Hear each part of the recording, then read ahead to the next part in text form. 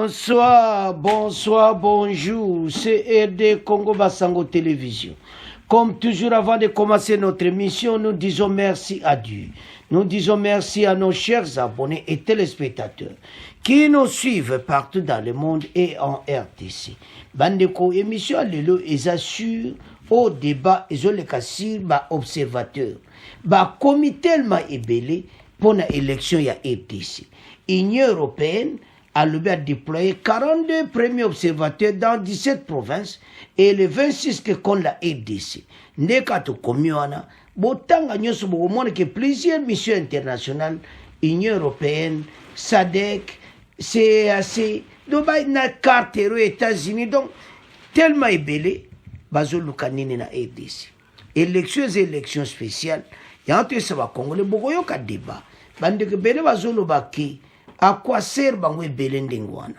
Et puis pourquoi il y a RDC bango tout bazoya? Ya to mboka na biso makamala mweza yangwana bazakuya. Mais avant de continuer, tout là notre débat bongo to avance. Nous en parlons ce soir avec Joseph Tenda, qui est directeur des opérations à la Commission électorale nationale indépendante, c'est mis en sigle. Joseph Tenda, bonsoir. Bonsoir madame Kelly. Luc Loutala, coordonnateur national de la synergie des missions d'observation citoyenne des élections, Simon-Ciel en sigle. Luc Loutala, bonsoir. Bonsoir madame Kelly. Et Cyril Ebotoko, secrétaire exécutif de la commission épiscopale Justice et Paix de la SENCO. Il est coordonnateur national de la mission d'observation électorale SENCO-SCC. Cyril Ebotoko, bonsoir. Processus électoral en RDC, l'accréditation des témoins observateurs nationaux et internationaux pour les élections générales du 20 décembre en cours jusqu'au 5 décembre 2023. Pour des élections crédibles, transparentes et apaisées, plusieurs organisations internationales se mobilisent à déployer leurs observateurs en RDC. Quels sont ces organismes internationaux qui manifestent déjà un intérêt à accompagner ce processus électoral? Grâce à Mzati nous en dit plus. Parmi ces organisations internationales figure la communauté de développement de l'Afrique australe SADC. Au mois d'octobre, elle a déployé une mission d'évaluation préélectorale qui, après consultation de toutes les parties prenantes, s'est dit satisfaite du niveau de préparation du processus électoral en RDCI. Elle a ajouté qu'elle est prête à revenir pour l'observation des élections au mois de décembre. La même mission d'évaluation préélectorale est menée par la communauté économique des États de l'Afrique de l'Est, CEACI. Cette organisation régionale confirme le déploiement de ses observateurs en décembre et s'est dit également rassurée de l'avancement du processus électoral. Le Centre Carter, une autre organisation d'observation électorale, affirme elle aussi que tous les moyens logistiques seront mis en place pour déployer ces observateurs à travers le pays. Par ailleurs, du côté de la CENI, on apprend que plusieurs autres organisations internationales ont déjà manifesté l'intérêt de venir observer les élections au Congo. Quelques-unes ont même déjà reçu l'invitation du gouvernement. C'est notamment l'Union africaine, l'Union européenne, le Forum des commissions électorales de la SADC SF-SADC, la Communauté d'Afrique de l'Est EAC, la Conférence internationale sur la région des Grands Lacs CIRGL et d'autres. Cependant, jusqu'à présent, le nombre total des observateurs à déployer par chaque organisation n'est pas encore connu. Merci, grâce à Mzati pour tous ces détails. Joseph Sinda, directeur des opérations à la Commission électorale nationale indépendante, CENI en sigle. Les accréditations des observateurs nationaux et internationaux sont en cours et vont jusqu'au 5 décembre prochain. Combien d'observateurs ou d'organisations ou organismes ont déjà sollicité les accréditations pour les élections du 20 décembre prochain? Merci beaucoup madame pour la question. J'en profite pour saluer mes deux co-débatteurs. Et effectivement, nous avons commencé à recevoir depuis un temps déjà des demandes d'accréditation. Je peux comme ça en vrac citer Carter, que nous avons accrédité. Nous avons accordé jusqu'à ce jour 24 cartes d'accréditation. Nous avons l'AFP pour ce qui est des journalistes. Nous avons le Soir. Nous avons l'Union européenne. Et nous avons en traitement l'ECC, la SENCO, l'Église méthodiste et beaucoup d'autres. Là, sur ma table, c'est plein de macarons parce qu'il faut les signer, il faut obtenir le sceau. Donc, nous sommes en plein dans les accréditations des observateurs. Nous en profitons pour rappeler que déjà, il y a la possibilité d'obtenir son accréditation en ligne parce que notre site web est déjà opérationnel à ce sujet. Donc, nous sommes en plein.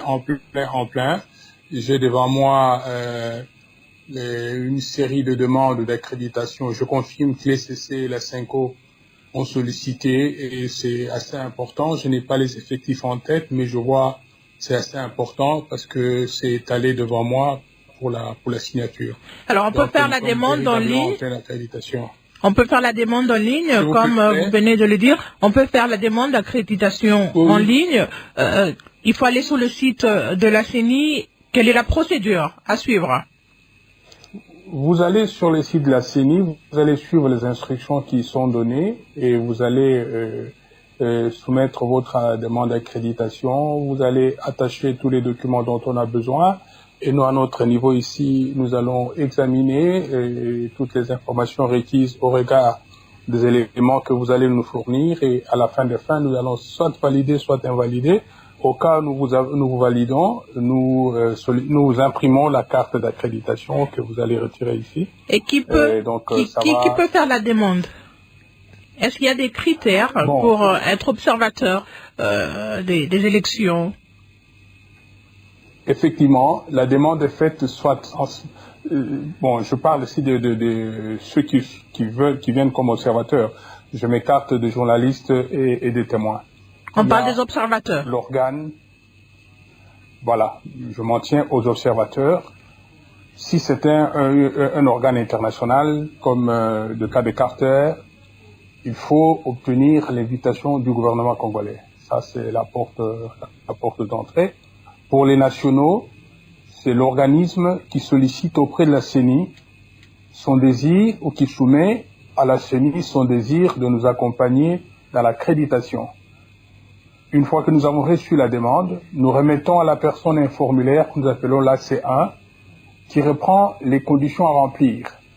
Si c'est un organisme interne, il faut bien que l'organisme jouisse d'une personnalité juridique. Ça, c'est très important, c'est la porte d'entrée.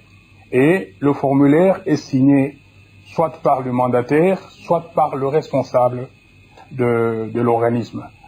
À côté de ça, nous nous remettons un autre formulaire dont chaque ligne est une demande précise d'accréditation. Et pour toutes les demandes d'accréditation, il faut que la personne nous prouve qu'elle est de nationalité congolaise au moyen de sa carte d'électeur.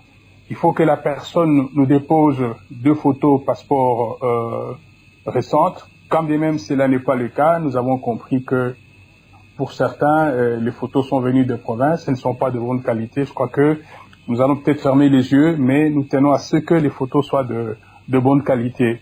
Tandis que pour ce qui est des internationaux, comme je le disais tout à l'heure, en plus de l'invitation du gouvernement qui est incontournable, il faudra que la personne dispose d'un passeport en cours de validité et d'un visa également. On nous soumet ces éléments-là, bien sûr, sans oublier les photos passeports récentes. Là, il n'y a pas de problème, nous avons ça devant nous. Une fois que ces conditions sont établies, sont réunies, la CENI accorde l'accréditation à la personne qui a sollicité via l'organe ou l'organisme qui nous a sollicité. Donc voilà en gros comment se présentent les procédures d'obtention d'accréditation. Et ça va jusqu'au 5 décembre, c'est la date limite. Jusqu'au 5 décembre, oui, c'est la date limite d'introduction parce que nous sommes tenus d'accorder l'accréditation à ceux qui qui remplissent les conditions d'aller 7 jours après la demande d'accréditation.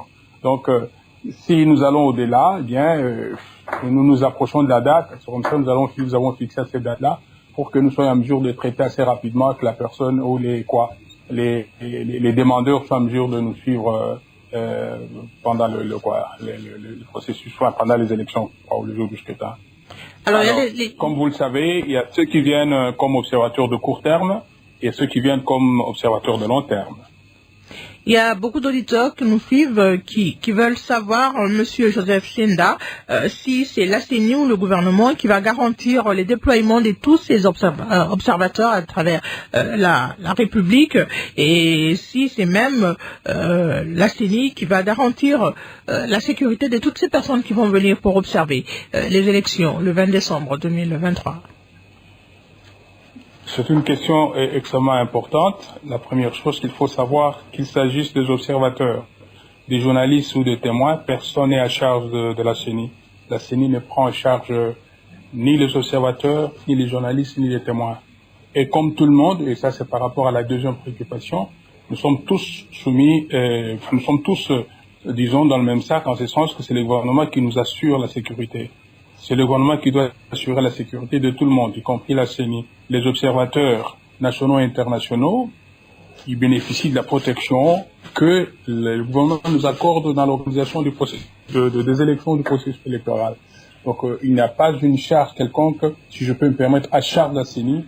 Sinon, vous accordez le macaron. C'est tout ce que la CENI fait. Elle vous accorde le macaron qui vous permet d'accéder au site de vote, au centre de vote, au bureau de vote. Et ne prend pas en charge en ce qui concerne les autres besoins. Non. Il y a Prince qui nous écrit de Kinshasa qui veut savoir si ces observateurs auront l'accès facile aux documents de travail. Non, mais il faut bien comprendre les choses. Il ne faut pas qu'il y ait de l'amalgame. Hein. Les observateurs qui viennent, ils s'en tiennent à observer si les procédures sont respectées. Les observateurs viennent, ils s'intéressent au respect du cadre légal. Il ne faut pas qu'ils aillent au-delà de leurs droits. Ils ont le droit d'observer la régularité du processus électoral, la régularité de l'opération de vote conformément au cadre légal congolais, conformément aux procédures. Et ça se limite là. Ils ne s'ingèrent en rien dans ce qui se passe dans un bureau de vote. Ils ne s'ingèrent en rien. Ils observent est-ce que toutes les obligations légales ont été respectées.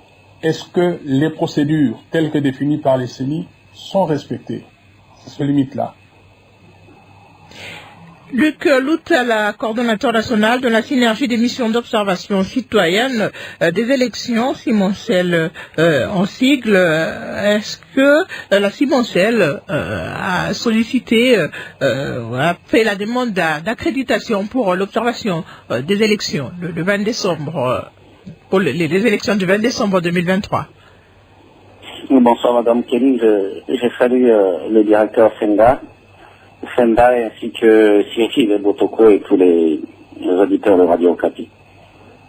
La Simoncel existe dans toutes les provinces et la Simoncel fait partie des missions citoyennes d'observation électorale qui ont émergé depuis le dernier cycle électoral. Parce que vous savez, il faut le rappeler, que contrairement à ce qu'on observe avec ce cycle ici, beaucoup de missions d'observation internationale qui arrivent, le dernier cycle a connu l'exclusivité de l'observation citoyenne. Donc on a vu des élections qui étaient totalement financées par le gouvernement et le gouvernement n'avait pas invité les missions d'observation internationale, ce qui a fait que les missions citoyennes ont pu beaucoup se professionnaliser, se développer en termes d'expertise.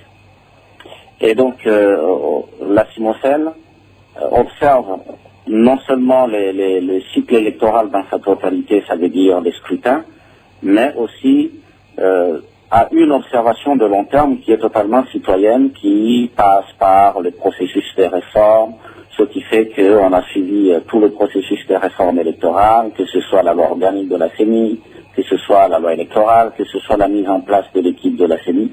Et donc, on est déployé et il se fait que on a obtenu des accréditations à différents niveaux. On a eu d'abord des accréditations de long terme pour la RFE, donc la révision du fichier électoral, qui ont expiré. Maintenant, étant donné le volume d'observateurs que nous devons déployer, la Simoncel a déjà envoyé des mandats dans les provinces Et je pense que dans 20 provinces déjà, on a déjà déposé auprès des CEP. Les CEP, ce sont les secrétaires provinciaux de la CENI, les secrétaires exécutifs provinciaux de la CENI.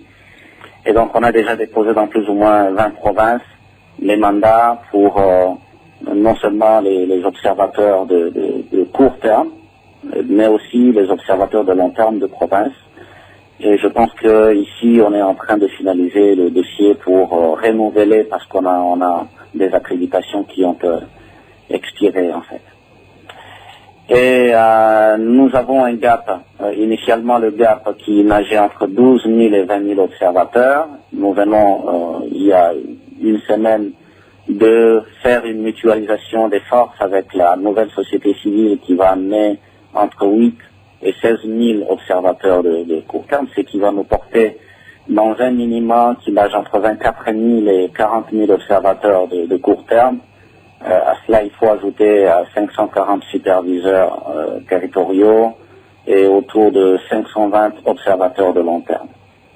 Donc on comprend que c'est une étape assez délicate où il faut jouer à la simplicité. Donc on a préféré non pas envoyer tous les documents auprès du directeur Senda au niveau national, où il va employer sous le toit de dossier.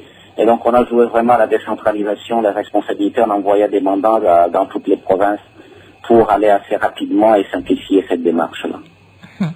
Alors, il y a beaucoup de questions par rapport à cette observation ou à ces missions d'observation des élections. Il y a, par exemple, Monsieur Bianzambi Kabwe Nebidilege, qui demande c'est quoi le bien fondé d'avoir des missions d'observation des élections et en quoi est-ce qu'elles sont bénéficiaires pour la RDC. Aujourd'hui, le Congo est à son 4e cycle. À quoi ont servi les rapports des observateurs lors des contentieux électoraux?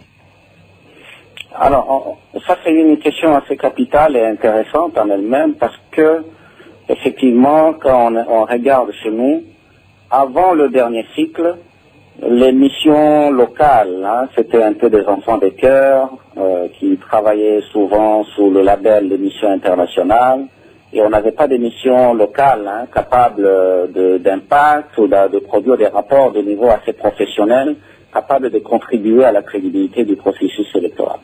Mais on a observé lors du dernier cycle que effectivement les missions citoyennes sont véritablement montées en puissance.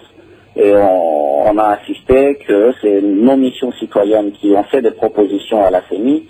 Nous avons piloté avec les missions citoyennes tout ce qu'on a appelé le processus de Jonaret, donc des journées pour les réformes électorales. Et je pense que on a senti effectivement que les missions locales avaient atteint un niveau de contribution à l'amélioration du cycle électoral. Donc, de manière assez brève, les missions citoyennes jouent plusieurs rôles. Le premier rôle, il est dissuasif. Ça veut dire pour le citoyen, comme pour l'organe de gestion des élections, la CENI, lorsqu'il y a un agent, si vous voulez, un observateur qui est là, parce qu'il doit être affiché, l'observateur à sa tenue, on voit de loin que c'est un observateur, il porte la tenue, il porte le macaron, notamment que la CENI délivre, qui permet qu'on identifie que c'est un observateur. Pour les citoyens, c'est une garantie d'avoir quelqu'un qui suit effectivement que leurs droits électoraux sont respectés. Et pour la CENI, c'est aussi quand même ce poids de se dire, nous sommes observés, nous sommes regardés par des gens qui ont mission de nous suivre, et donc ça a une mission dissuasive qui permet que même si des gens, on ne dit pas nécessairement que la CENI a mission de faire mal les choses, il y a toujours des gens au sein de la CENI qui sont tentés de le faire, et c'est pour ça que les missions existent. Nous jouons plus ou moins le rôle de l'arbitre qui est là pour dire si les choses marchent bien ou ne marchent pas bien, et nous garantissons que les droits des électeurs sont respectés ou ne sont pas respectés. Donc on a le rôle dissuasif, on a le rôle de contribution à l'amélioration, ce qui fait que nous sommes en mesure d'interagir avec la CENI. Et ça veut dire non seulement par les communiqués, les publications que nous faisons ou les déclarations, mais en même temps, lorsqu'il y a des situations suffisamment graves, nous sommes capables d'attirer le regard de la CENI, d'appeler à la CENI, ce qui fait que nous devons collaborer. La CENI n'est pas notre adversaire, nous ne sommes pas les opposants de la CENI comme beaucoup le pensent. Nous ne sommes pas de l'opposition, nous ne sommes pas de la majorité, nous n'avons pas des couleurs, mais nous sommes là pour tirer la sonnette d'alarme lorsque les choses ne marchent pas suffisamment bien.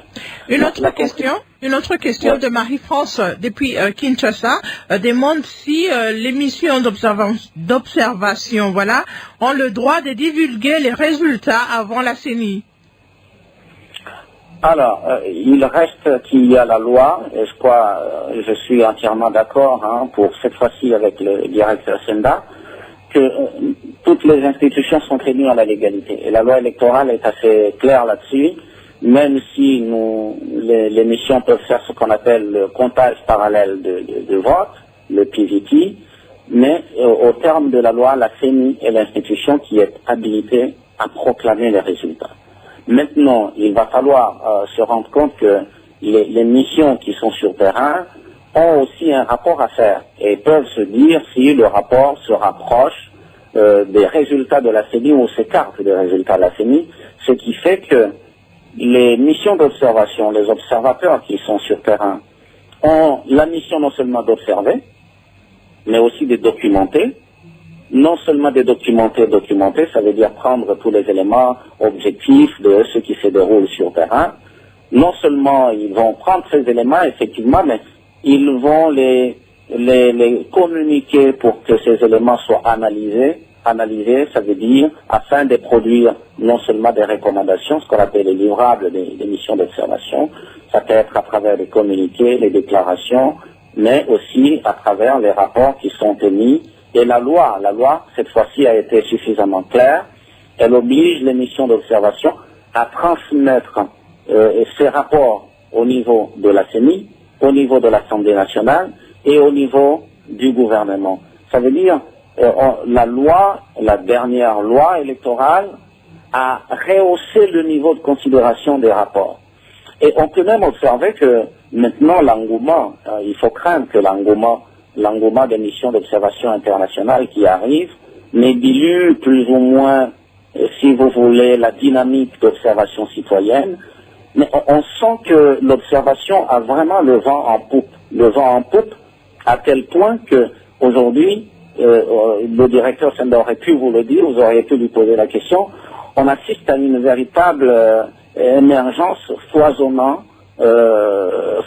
de missions d'observation citoyenne. On en compte une dizaine, une vingtaine, et on a là plus ou moins des aperçus ou des suspicions sur le fait que les politiques sentant que les missions d'observation ont quand même un poids sur la crédibilité des élections. On suppose qu'il y a des tendances à soutenir ou tel parti ou tel candidat.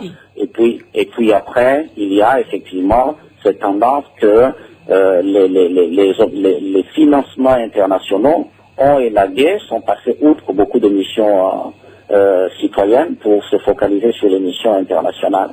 Ce qui veut dire effectivement que ce processus est en train de démontrer que l'observation citoyenne pèse sur la crédibilité des processus électoraux. Merci Luc Loutala, Cyril Botoko, secrétaire exécutif de la Commission épiscopale Justice et Paix de la SENCO. Vous êtes aussi coordonnateur national de la mission d'observation électorale SENCO-SCC. Cette mission d'observation prévoit de déployer 60 000 observateurs à travers la RDC. Est-ce que le déploiement a déjà commencé?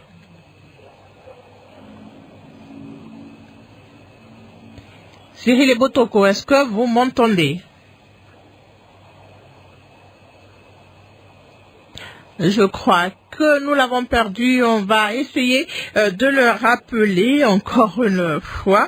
Alors, merci à ces internautes qui sont très très nombreux à nous écrire sur la page Facebook de Radio Okapi depuis la ville de Likasi dans la province du Haut-Katanga. Merci à Marcel Kiatondo, Perira Numbi. Bonsoir Radio Okapi. Est-ce que les membres de la CENI ont le droit de voter?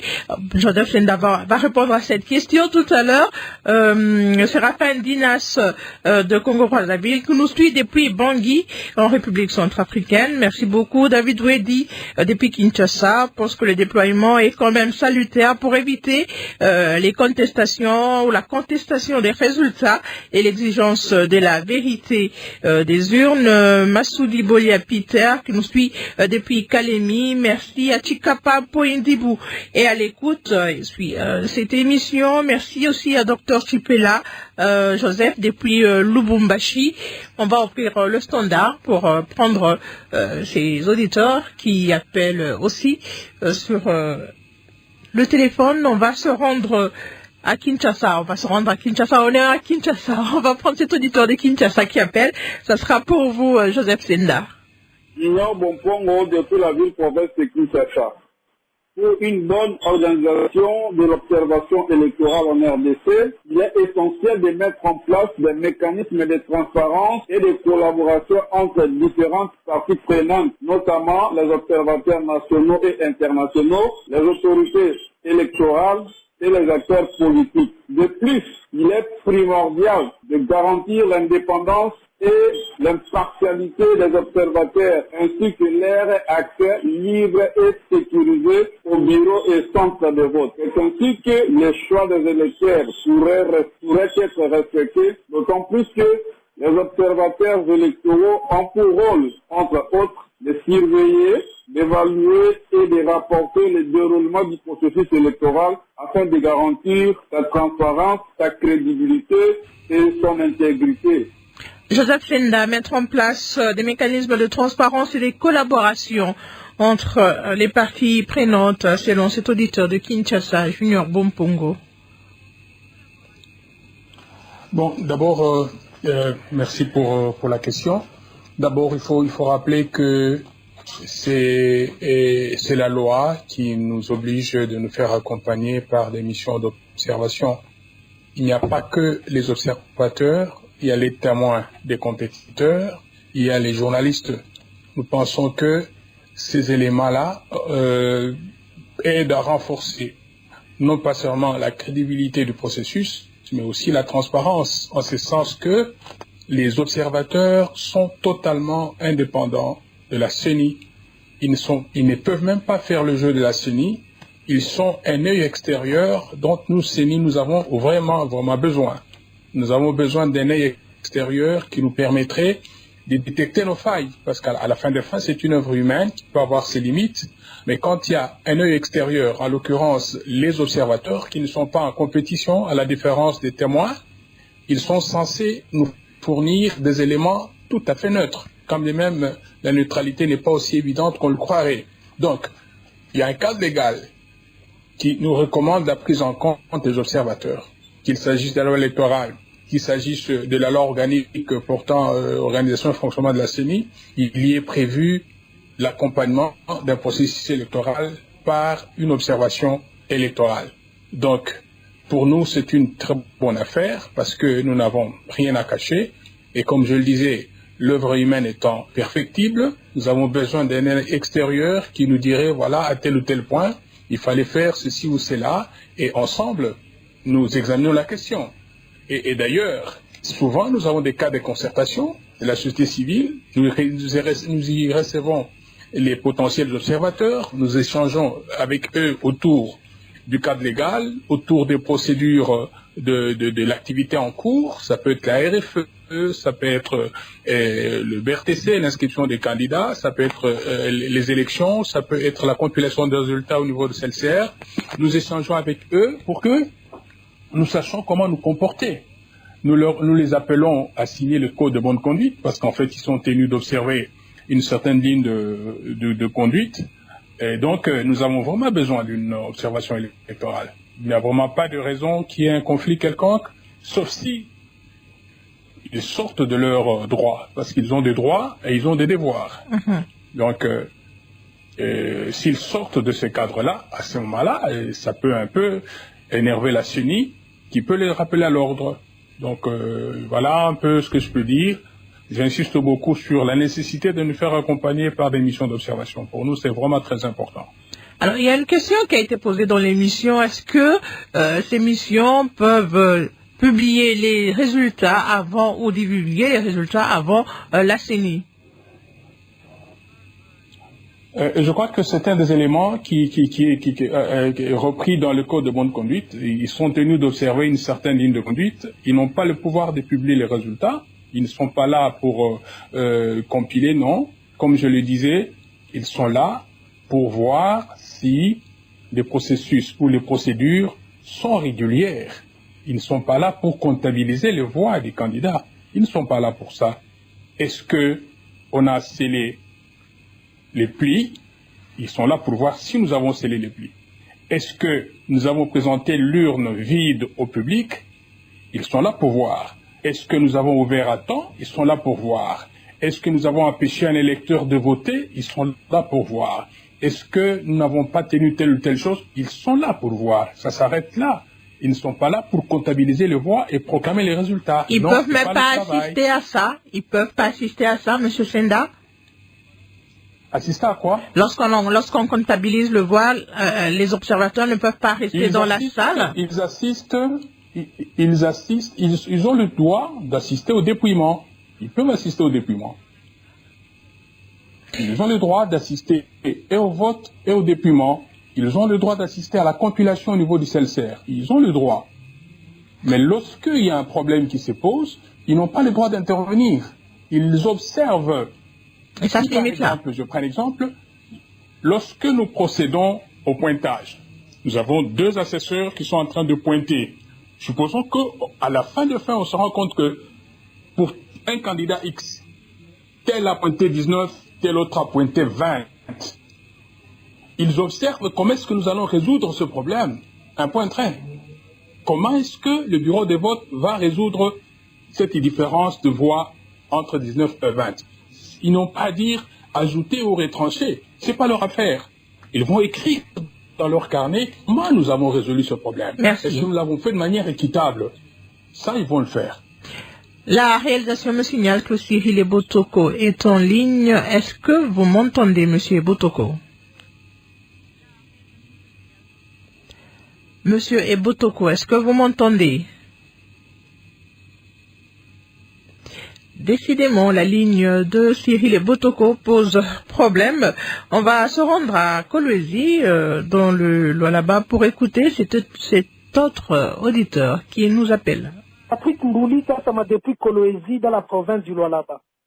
L'accréditation de ces observateurs internationaux sont d'une importance capitale et va renforcer la confiance des parties prenantes à ce processus. Mais les partenaires de la RDC, notamment l'Union européenne, devaient commencer par un appui financier et logistique avant le déploiement de ces observateurs. D'autant plus que la CENI aurait besoin aujourd'hui de plus de 300 millions de dollars américains pour couvrir tout le processus électoral. Et on ne sent ni ne voit l'accompagnement de certains partenaires comme pendant les autres cycles électoraux. Je pense que ces observateurs, surtout ceux de la CENCO et de l'ECC, vont jouer un rôle pionnier pour pouvoir garantir la transparence et que le vrai élu à tous les niveaux soit véritablement proclamé pour le bien du pays. Au lieu de se partager les sièges selon les regroupements politiques comme pensent les communs des mortels. Luc Loutala, brève réaction. Ben oui, je pense que, je le disais tout à l'heure, l'observation a pris du poids, a pris vraiment de la valeur, et que ce qu'il dit est vrai, mais il convient de distinguer ceci. D'une part, l'on ne peut pas fermer la porte à l'observation internationale, mais d'autre part, la consolidation de la démocratie appelle à ce que nous puissions totalement nous approprier notre démocratie. Ça veut dire le développement de missions d'observation locale est capital pour notre démocratie. Il faudrait imaginer, et ça s'est déjà passé, qu'un jour on a les missions congolaises qui vont totalement se déployer pour observer à l'extérieur. Pour le moment, il y a des difficultés suffisamment majeures. Et nous pensons que, et ça peut être l'un des points négatifs de ce déploiement très très nombreux des missions d'observation internationale. D'abord, il y a un déséquilibre de moyens entre les missions citoyennes et les missions internationales. Hein. Ces missions internationales sont totalement budgétivores et en même temps, elles viennent peser sur les missions locales. Hein. Elles puisent l'information sur les missions locales. Je prendrai le cas, hein, tout à l'heure, vous n'avez aucune mission internationale qui va déployer plus de 200 observateurs sur l'ensemble du pays. Mais vous avez la totalité des missions qui sont là. La CIMOCEL, par exemple, toute l'année, hein, sans interruption, déploie une équipe cadre avec 275 observateurs de long terme sur l'ensemble du pays, avec maintenant une projection de déployer, je vous l'ai dit tout à l'heure, plus de au moins 20 000 observateurs, et si l'on voit la mutualisation avec la nouvelle société civile, c'est 40 000, et une ambition de couvrir plus ou moins, la CENI a 24 000 sites de vote, et nous, on a l'ambition de couvrir autour de 80% de ces sites de vote. Bon, donc on voit que si nous voulons aller dans une démarche de démocratie consolidée, il est très important, et je crois que la CENI essaie de jouer sa partition, au moins sur ce point-là, de façon assez positive, de ouvrir la porte aux missions citoyennes, de ne pas fermer la porte, mais en même temps, il y a le fait que les missions citoyennes sont des missions qui peinent à mobiliser les moyens, ce qui fait que nous avons lancé la semaine passée le financement citoyen de notre mission d'observation citoyenne, et donc on est en train d'aller sur ce point-là. Il est important que nous ouvrions les yeux sur le fait que la démocratie française, hein, les démocraties américaines, les démocraties occidentales, les démocraties consolidées en fait, comptent d'abord sur l'observation locale. Et on n'imagine pas que les Américains vont observer en France ou les Français vont observer aux États-Unis, mais bon, n'empêche, il y a encore ce défi que nous devons absolument relever. Mais en même temps, il faut voir que l'observation internationale est toujours plus ou moins prisée sur une ligne politique, et donc il y a que c'est souvent aligné sur des lignes politiques, avec ces conclusions qui sont plus ou moins monologues, plus ou moins on se pose la question, et c'est ça un tout petit peu la faiblesse de l'observation classique. On se pose la question, mais qu'est-ce qu'ils ont voulu dire? Ils ont dit rien n'impacte sur le processus, mais les gens vivent des problèmes, alors que l'observation citoyenne est dynamique. L'observation citoyenne est dynamique, elle travaille avec la CENI aux différentes opérations, elle interagit avec la CENI, parfois elle dérange la CENI, et c'est ça qui est important. Non seulement elle va déranger la CENI, mais elle va travailler aussi à différents niveaux, au niveau des institutions telles que l'Assemblée nationale, le Sénat. Quand le budget de la CENI n'est pas décaissé au moment opportun, on est là pour interpeller le gouvernement et lui dire la CENI a besoin de moyens, et en même temps tout le boulot en réalité de crédibilisation des différentes opérations, parce qu'il ne faut pas voir les élections ou le processus électoral seulement le jour du vote. Le jour du vote, c'est plus ou moins bouclé, quoi. Le jour du vote, c'est plus ou moins bouclé, et donc il y a tout ce lourd travail d'accompagnement de la CENI dans son travail qui est totalement lourd. C'est un travail de neutralité, d'objectivité, avec beaucoup d'influence à la fois politique et des parties prenantes, avec des gens qui ont des ambitions qui se contredisent. Et donc, pour garder la tête froide à ce moment-là, parfois, il faut que les missions d'observation, surtout citoyennes, et là, il faut saluer non seulement le travail que nous faisons, mais que font aussi les missions sœurs, comme les CC5O et les autres aussi. Mais ça, c'est vraiment ça le travail que parfois les gens ne voient pas, mais nous, les missions d'observation citoyenne, nous sommes le regard des citoyens. Nous nous assurons que le droit de vote des citoyens est respecté, que la CENI respecte la loi, que les parties prenantes jouent leur partition, et c'est un travail totalement énorme qui demande un grand engagement. Merci. Alors, Joseph Senda, il y a Jean Déjà qui dit, déjà, c'est pas les sujets du jour, mais comme vous avez quelqu'un de la CENI dans l'émission, j'aimerais savoir si les résultats des élections seront affichés par bureau de vote. Mais là, la loi nous l'oblige. C'est la loi qui nous oblige à ce que nous puissions afficher les résultats par bureau de vote. Ça, c'est une obligation. Nous devons le faire. Et nous l'avons toujours fait depuis 2006. C'est pour cela que nous rejoignons un peu la note qui est sortie, je crois, si je ne m'abuse pas, je ne fais pas la difficulté d'estimer, qui nous rappelle que le fait que votre candidat ait perdu dans un bureau, ça ne voudra pas dire qu'il a perdu le scrutin, quoi. pour éviter que nous tombions dans ce que certains recommandent. Donc, depuis 2006, nous affichons les résultats devant le bureau de vote. Affichés. Nous disons bien, nous affichons les résultats devant le bureau de vote. Donc, il est possible que l'on prenne connaissance des résultats sortis de ce bureau de vote-là. Et comme nous venons de le dire, ça ne sert à rien de s'affoler parce que votre candidat aura perdu dans un bureau de vote et vous concluez qu'il a perdu le vote. Ça ne sert à rien non plus de jubiler, de sauter de joie parce que votre candidat aura obtenu la première place dans un bureau de vote. Vous en concluez qu'il a gagné tout le procès, il a gagné les élections à travers le pays.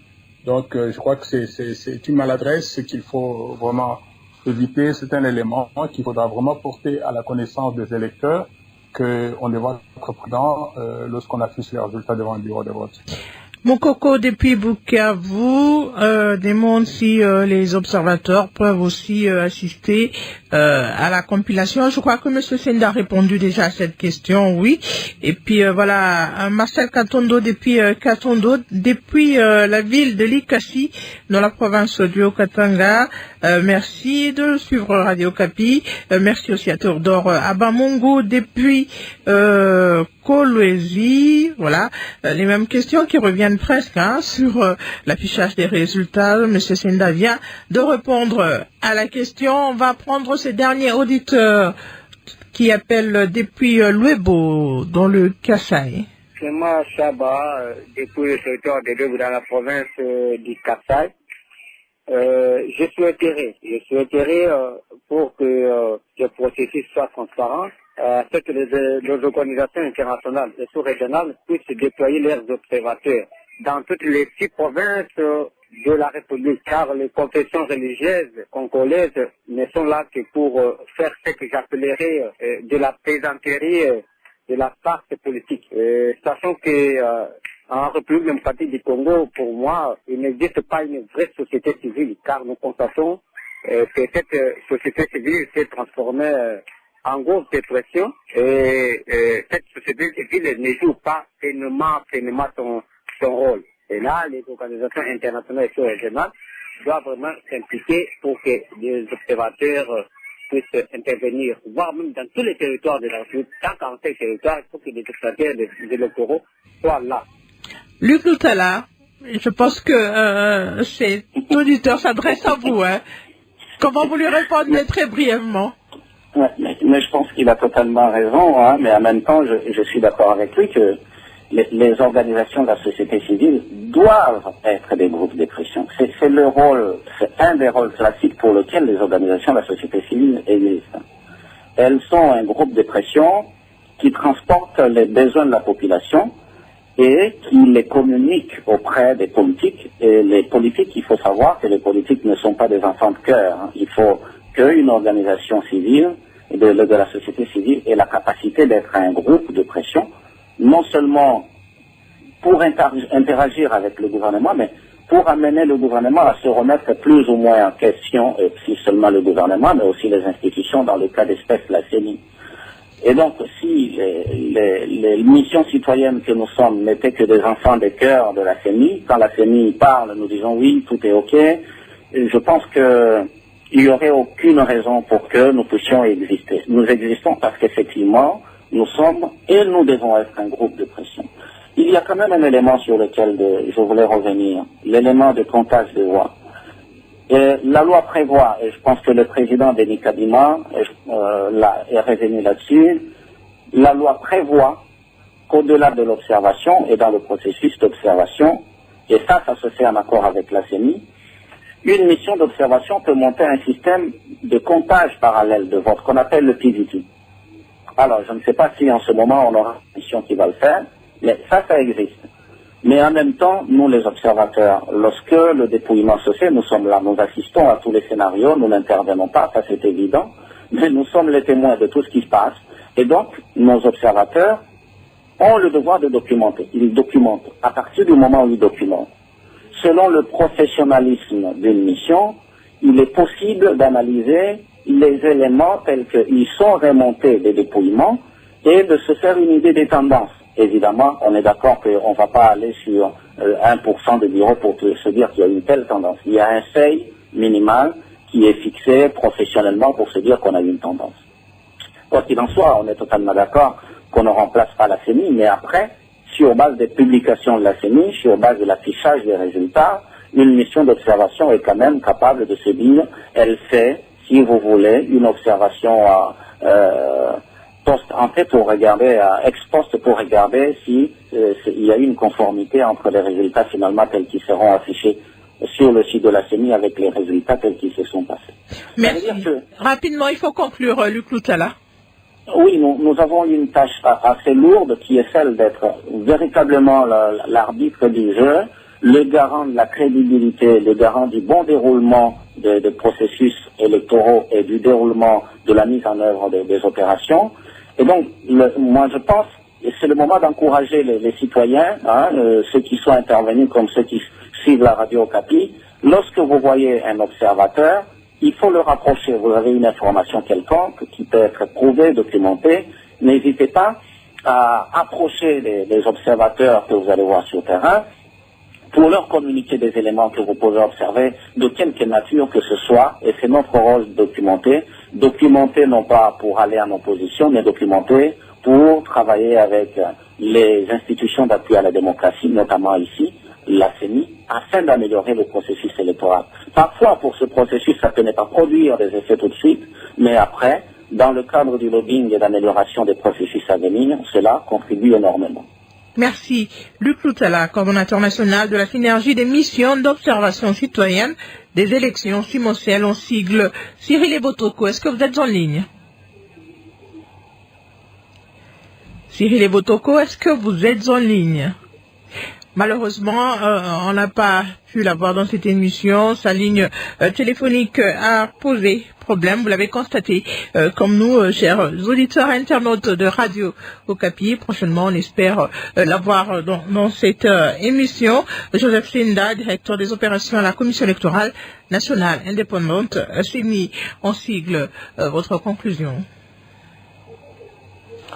Merci beaucoup. Je crois que nous avons commencé par rappeler que c'est la loi qui oblige qu'un processus électoral soit accompagné par les observateurs. Donc pour nous, c'est une très bonne chose en ce sens que c'est un œil extérieur, je l'ai dit, qui nous permet de voir nos limites. Donc c'est extrêmement important pour nous. La présence d'une mission d'observation renforce la crédibilité du processus et nous avons insisté que tout devra se faire dans le respect de la loi, c'est-à-dire que les observateurs ont des devoirs et ils ont des droits. La CENI tient à ce que les droits des observateurs soient garantis. Et elle souhaite aussi que les observateurs sachent qu'ils ne peuvent pas aller au-delà des limites leur reconnues, notamment par la loi. Et là, j'insiste une fois encore, la commission électorale est le seul pouvoir organisateur et la commission électorale est la seule institution autorisée à proclamer les résultats provisoires en attendant que les définitifs viennent des juridictions concernées. Prétendre faire autre chose que ça pourrait nous conduire à une confusion qui n'a pas de raison d'être, quoi. Donc, je souhaite vraiment que les missions d'observation que nous allons accréditer s'en tiennent à leurs droits et à leurs devoirs, qu'elles n'aillent pas au-delà de ce qui leur est permis, sinon ça serait créer de la confusion dans la tête des gens. Je suivais un auditeur qui pensait qu'il fallait par tous les moyens qu'on soit accompagné par les missions internationales. D'abord, je rappelle qu'elles sont là sur invitation du gouvernement. Si le gouvernement ne les invite pas, elles ne viennent pas. Et la deuxième chose, je voudrais demander aux compatriotes de ne pas être naïfs et de prétendre que ces missions sont neutres. J'en sais beaucoup de choses et je crois que les compatriotes Simocel y a un peu fait allusion. C'est naïf de croire que ces missions sont neutres.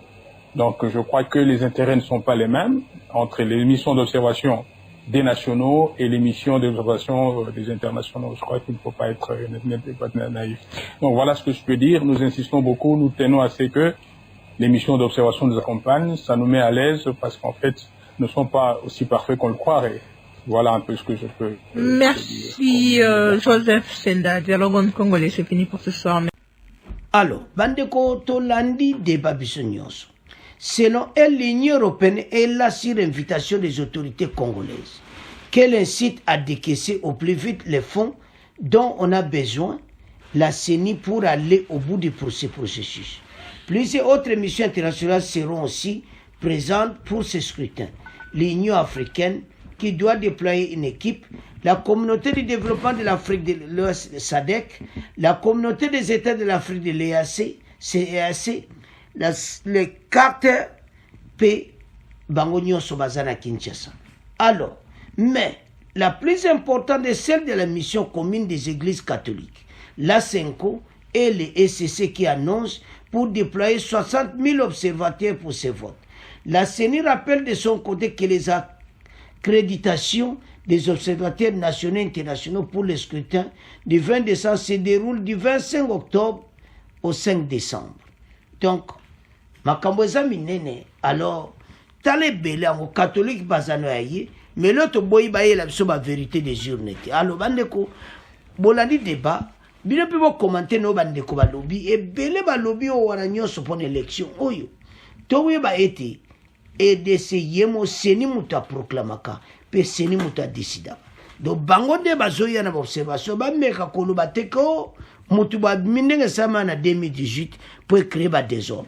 Baye ba été, match eza makasi, donc katumbi kuna telemi na ndenga mukete mukwege bango tu ekoma kado makamu tellement bazoluka tuka babima bakonzi et c'est nana kobima donc mukonza mboka tozomona kaka ko gagner pona ndenge sondage azomene bande ko mukonza mboka azomene na sondage pour tellement bakomo yembele banzembo.